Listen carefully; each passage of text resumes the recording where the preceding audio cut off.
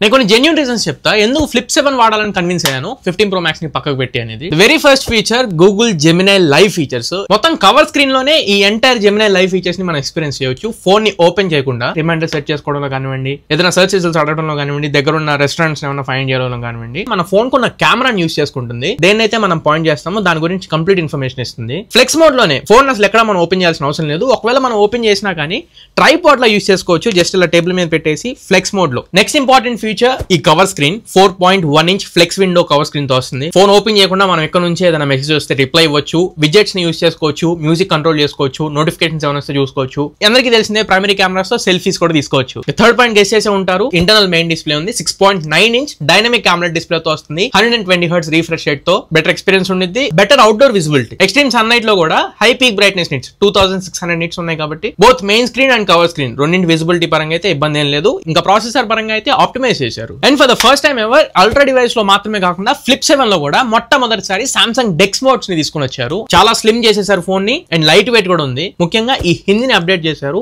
Armour flex hinge అని పిలుస్తున్నారు. Frame కూడా ఆర్మర్ అల్యూమినియం రోబాస్ట్ ఫ్రేమ్ తో వస్తుంది. ఇంకా ఈ cover screen glass Corning Gorilla glass Victus 2 protection తో వస్తుంది. ఈ అన్ని ఫీచర్స్ ఒక ఎత్తు అయితే అన్నిటికంటే ఫేవరెట్ ఫీచర్ నాకు పాకెట్ లో చాలా కాంపాక్ట్ అనిపించింది. మన గుప్పెట్లో పట్టేసింది.